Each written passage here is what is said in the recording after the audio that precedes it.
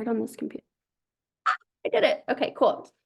Okay, before I even get started, I just want to let you guys know I can't take all the credit for all the stuff that I am going to be talking about tonight. A lot of it comes from, I don't know if you guys listen to him, but Bob Heilig. He has a really, really good podcast, and I'll make sure to send out his name at the end of this so you guys can go ahead and listen to some of his podcasts because he is jam-packed full of really, really valuable stuff. So with that being said, I'm going to share my screen because I went ahead and put together a slideshow for you guys to make this process fun. Okay, hold on. You're so cute. Thank you. I feel like that is one thing I've noticed when I'm in Zoom calls. I really appreciate when people have PowerPoints because it helps me kind of like take in information better rather than just listening because I am not the kind of person. My ADHD could never. So I love it. Literally. So I'm like, you know what? We need a PowerPoint. So do you guys see this as well? I want to try to make sure you can see everything. Okay, that's better. Cool. Everyone can see it. Just let me know. Can everyone see? Hello? Yes. Okay, perfect. Thank you for unmuting yourself. Okay, so today we're going to be talking about switching to transformational conversations and finding your own unique process when talking to your prospects. So just to start out this slideshow, I wanted to do a little bit of an opening exercise. So get out a sheet of paper, and I want you to create 2 sections for 2 lists. On one section of the paper, write out some good qualities of a server or a sales representative that you found that they have like qualities that they have that are important to possess that give you an amazing experience or more likely to purchase. And on the other section, write qualities that would deter you from having a good time or make you likely to not buy something from someone. So just good qualities in a server or representative, bad qualities. I'm going to pop open the chat here. I'll give you guys like 1 minute to do that.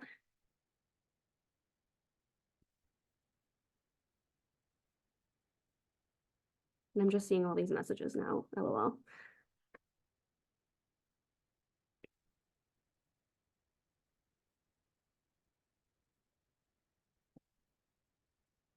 Also, hi, Jess and Christina. I didn't realize you guys jumped in. I'm so glad you're here.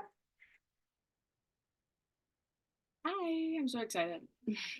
Hi. I love your PowerPoint. Thank you. I just feel like it will help me with my brain too, because I am a scatterbrain. We all know this. So it keeps me organized, on topic, and helps you guys stay along with me. Okay, so what I want to do now is let's reflect and share. Let's start out with some bad qualities in servers or sales representatives that would kind of make you like, not having a good time, not going to buy from you.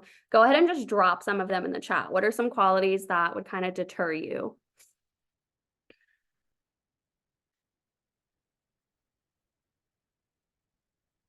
Yes, I love it. Pushy, slow at responding, pushy, salesy, pushy,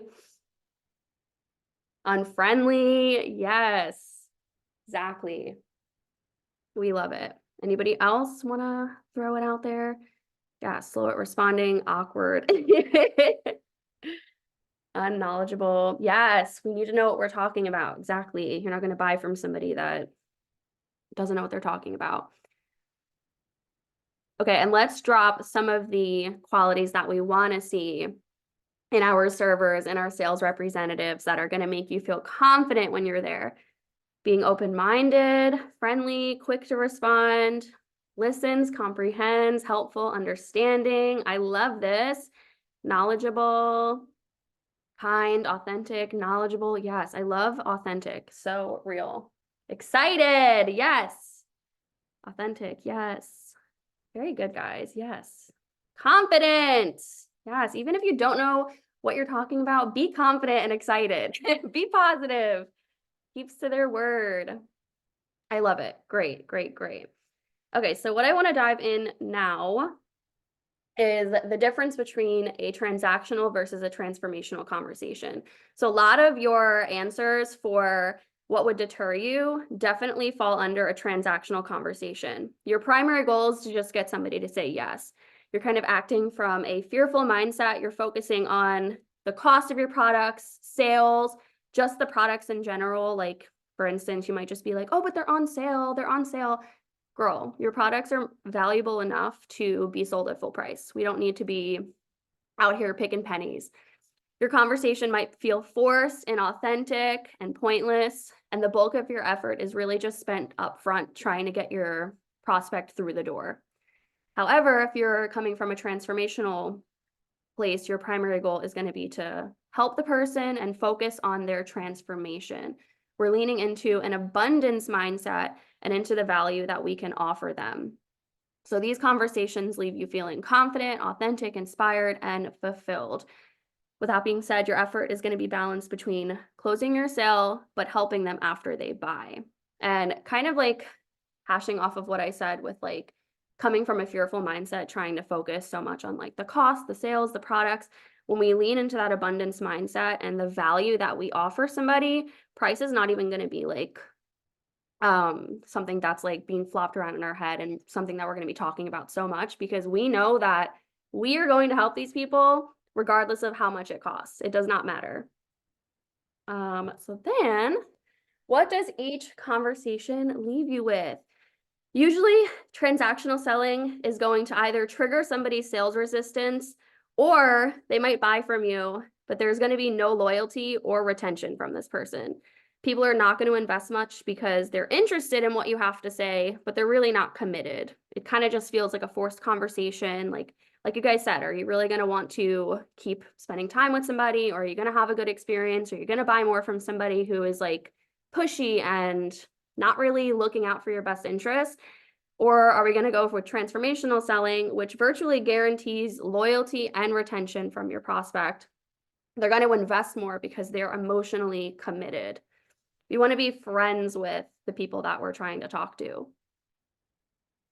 So how do we switch to transformational selling? The answer is super easy. And let's think of our sales conversations in two parts. So for part one, we need to ask ourselves before we pitch to this person, do they actually need our help? It's time for us to switch from the mentality of pitching what we have to offer to every single person that engages with us, and to switch to a mentality of genuinely helping somebody.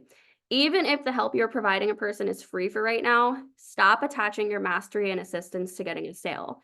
So with this being said, there's going to be a lot of conversations that we have that maybe your prospect right this second is not looking to purchase right now. However, how we handle that situation can definitely like change what happens in the future, whether or not they're going to become a prospect with you. So if somebody's not interested and then right away you're just like, okay, I'm done with you, I don't want to keep talking to you, cross your name off the list. I mean, why would they want to work with you in the first place? Why would they want to be your customer in the first place? If you can even offer a person something free, like, hey, you know, right now you can't buy products or whatever it might be, but I have a lot of free value on my page, or hey, I have a channel that I'm actually working on right now for girls that are looking to grow their hair out, and every day I send out free hair tips. Does that sound like something you want to do? That way that person is going to start having that trust with you, and maybe down the line they will want more help. But they're not going to want more help from you if you kind of just treat them like garbage and like, oh, you know what? You don't want to buy from me right now. Bye. So before we move to step 2, which would be pitching our solution and talking about ourselves and our ability to help, we want to make sure that we're fully understanding their problem. We want to empathize with this person and make them feel heard, because the uniqueness of their problem is what matters. When we do this, we're actually going to build a real connection and trust with our prospect. So instead of just like being told, yeah, I can't grow my hair out, and just being like, oh, so I actually have IR clinical, you should totally learn about this. Is that something you want to do? They're going to be like, girl, what? Like, excuse me? Empathize with them. Talk about it to a deeper extent. Like, oh, tell me a little bit about this. Like, when did it start for you? You know, just really make it about them, because if you go right to making it about yourself, they're not going to feel very heard or acknowledged or anything. So how do we move forward after deeply understanding their problem, but make it easy? Because sometimes we get into this funk of like, ooh, now we're just talking about this problem. How do I switch from talking about the problem to presenting the fact that I have a solution? I feel like that's where most of us struggle. Can you drop a 1 in the chat if you feel like that's where you struggle? Like kind of making that transition from we're talking about the problem to, okay, now it's time for me to pitch my solution. Yes. Guys, same here. This has always been my hardest part of my conversation, literally. So instead of overcomplicating this transition from step 1 to 2, this impactful 5-word question makes this transition so easy, and none of us ever think to ask it. Can you guys guess what it is? A 5-word question. Any guesses? You'll get brownie points if you get it right.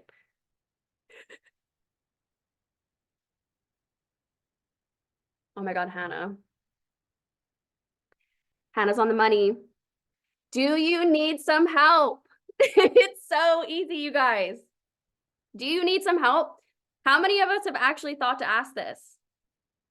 Because I know for a fact, it always went right over my head, and it's the easiest thing you can ask somebody. So after somebody has told you all this stuff, I put an example message here.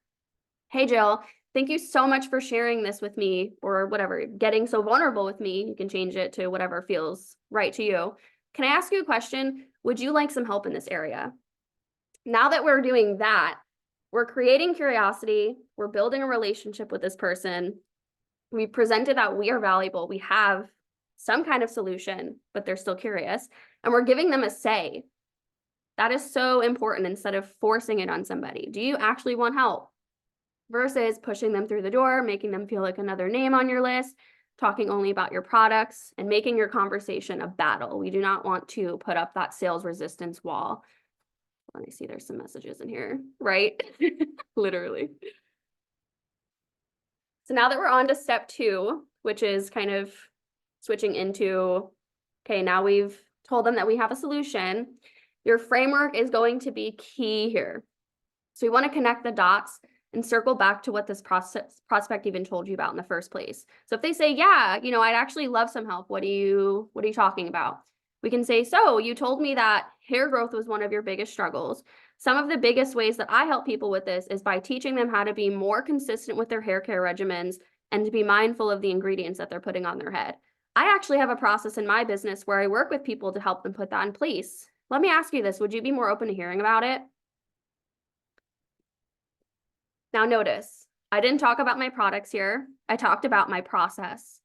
Our process is far more valuable to your prospect in this current moment than the products itself, even though our products slay, because come on, they do.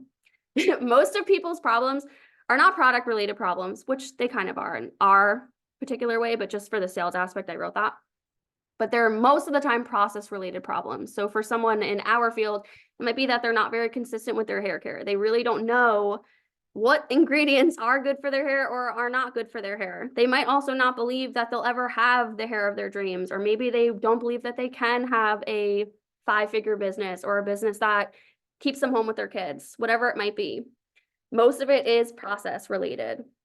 And we always jump to the trigger of just being like, hey, I have products. Hey, I have this. Let me tell you about it, without even like giving them a say and explaining that process. So it is our job to highlight that unique process of how we help people. By doing this, you're setting yourself apart from most of the people in this industry. Remember to avoid pitch fest and to constantly engage with your prospect. So, what did we learn today? This is kind of like a little list that I put together to help you guys navigate through it. So our job is to find the problem, to deeply understand it, to ask if they even want our help, to talk about your unique solution and to connect it with their unique need for help, and to ask them if they want in. So before I dive into an exercise to put your new knowledge to work, does anybody have any questions?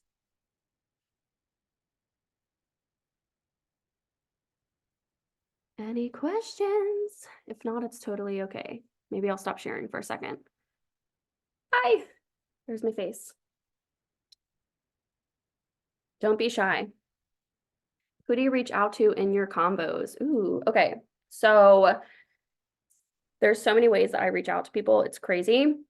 I've actually been doing this little system lately ever since we had the Eric Worre call the other day when he's telling us that we should be reaching out to 100 people a day. So as of right now, I'm messaging 50 people on Facebook and 50 people on Instagram a day. So I feel like for Facebook, it's a little bit more warm market because obviously if you're friends with somebody on Facebook, and especially me, I've had these friends on Facebook since I'm 14 years old. So all these people definitely know me. As far as Instagram goes, I've been doing what I think Christina actually talked about in her call the other day with you, Rachel, how she kind of goes on Explore on Instagram and looks up her like location. Like I'm in Tampa, so I put like Tampa, and then I kind of see like who posted under that location. And the other day, actually, you guys are gonna laugh, there was a Drake concert last weekend here in Tampa. So most of the girls that went to this Drake concert, they all have beautiful Instagrams, all this stuff. So I literally just reached out to them being like, hey, like, I love your content so much. By the way, I saw that you went to that Drake concert. How was it? It's that simple. We don't want to just go up to them like, hey, your page looks so good. I think you'd make so much money with me. Do you want to work from your phone? People are going to be like, who are you? Start with things you want to talk about. If somebody reached out to you, what would you want them to say? You want them to ask about you.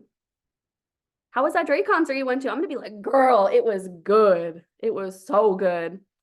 And then as far as do I reach out to my cold or hot market, I do both because for me, I feel like cold messaging is a numbers game most of the time. So I might as well do both because you can either have a really good day cold messaging or a really bad one. And always make sure you're hitting up that warm market. Do not be afraid to reach out to the people that you already know. And if you handle it the right way, which is building a connection first, it's not going to be awkward. But if you feel weird, awkward, pushy, it's probably because you're hitting them with, hey, I do money. Do you want products? And that's just like, why would they want to respond or talk to you? Like, girl, hi, haven't talked to you in 10 years. What's up? Any other questions? Do not be shy. Trust me, I don't bite. Go ahead, And Hannah. okay, thanks. I like hate typing high key. Even though like I do a lot of it.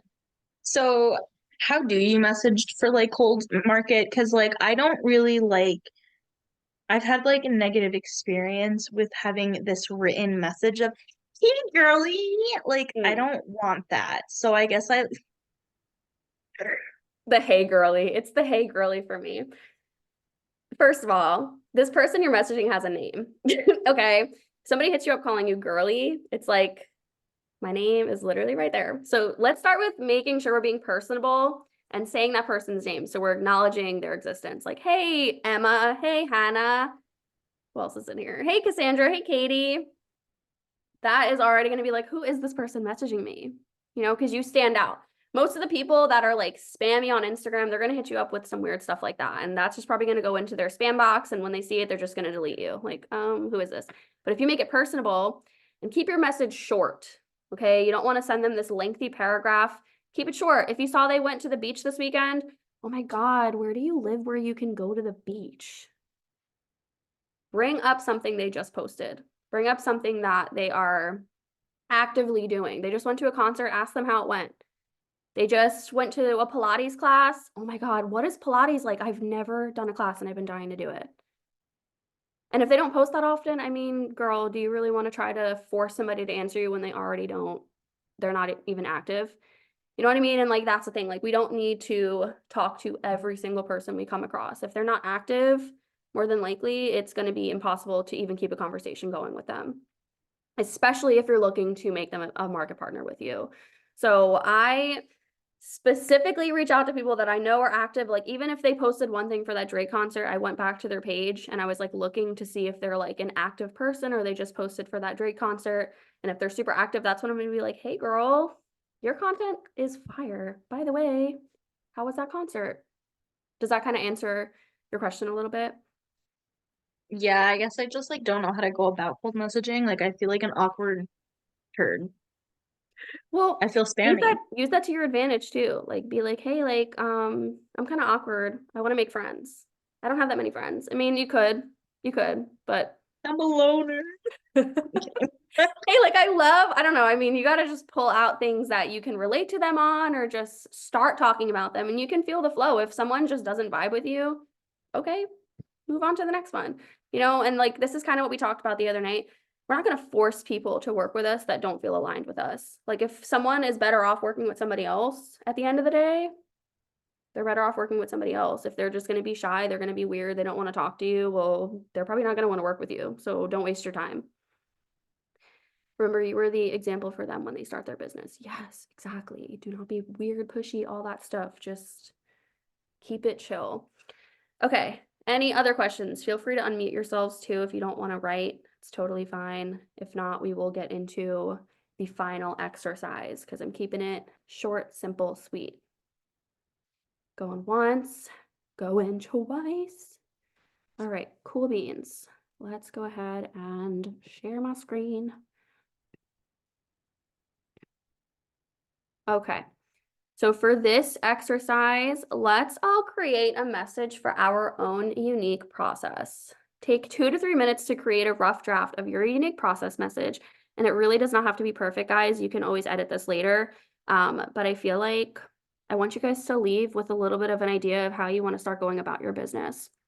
So I kind of just took the message that I had earlier and just put like little blank spots for what you might want to help that person with. So if your niche or your profession, your mastery is in like skincare, you can write something that people typically hit you up about with skincare. I'm not really a skincare girl, so I don't know. But if it's damage repair, if it's thinning hair, if it's hair growth, if it's whatever, like put that in there. And then what are some things you think people need to learn process-wise to do better in that area?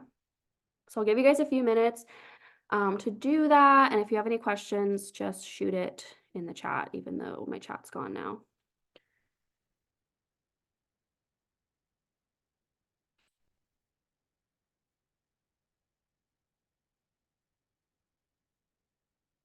I'll hop on my Zoom on the other.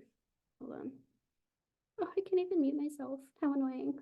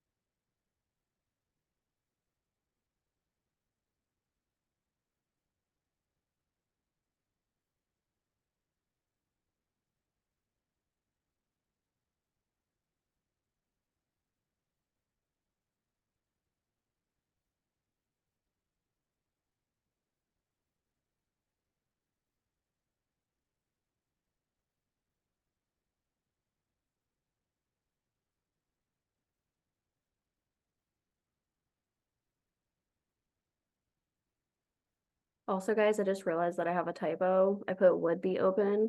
Just put would you, if you didn't already notice.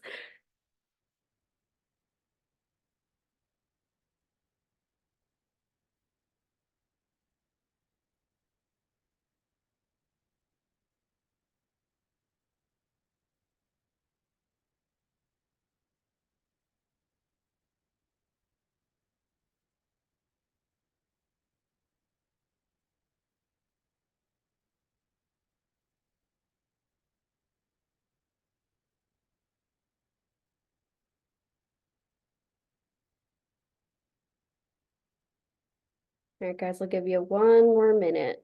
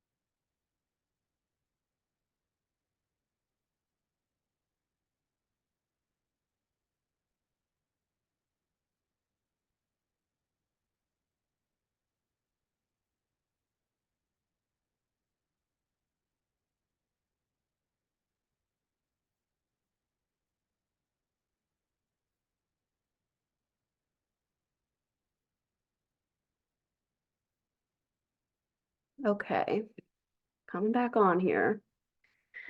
How are we feeling? Did everyone kind of get an idea? Let me know in the chat. And if you are struggling, also let me know in the chat. I'm still It's writing kind of this down. also, when I heard about this and like listened to this podcast, it really made me think. I was like, you know what? I need to be really thinking deeper into my business and the way that I'm serving my customers and my market partners. Like it shouldn't just be transactional where like, hey, I have products. No, you can definitely adjust the wording to what feels right to you. Just because I wrote it that way does not mean that's how you need to write it. But we should have a unique process of our own for our clients, for our market partners. If we don't have like resources for them, a plan for them, they're not going to want to do business with you. So this is like the biggest mind explosion I've had in a while, literally. Thank you so much. Drop a 1 in the chat if you were able to write out your message. Let me see. We got a 1, we got a 1. And then drop a 2 if you feel like you need to do some work on it. Hannah's 1 and 2, period. Yes. Yes, guys. Literally, now we have to think about it. What else are you going to offer your VIPs, your market partners on your page? What kind of value are you going to bring forward where they want to do business with you? Yes, Hannah. So I'm gonna out Christina right now. I love you.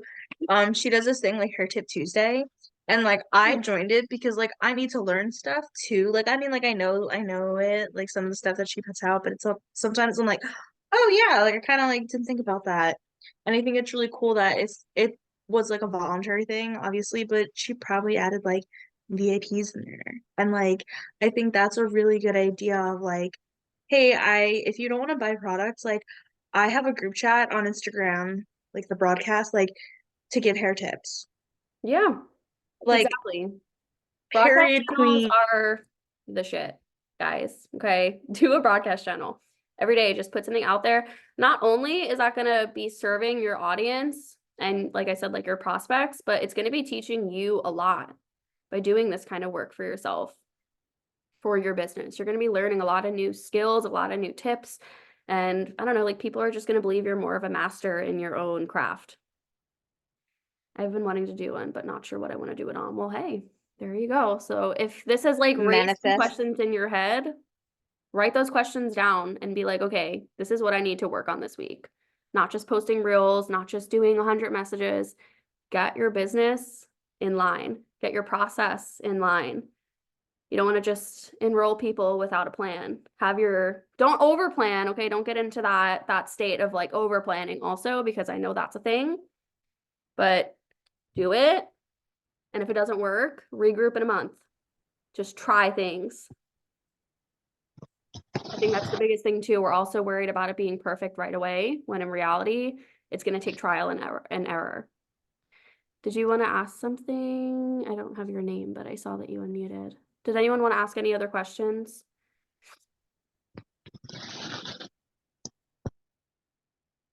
Okay. I just want to say I'm so proud of you.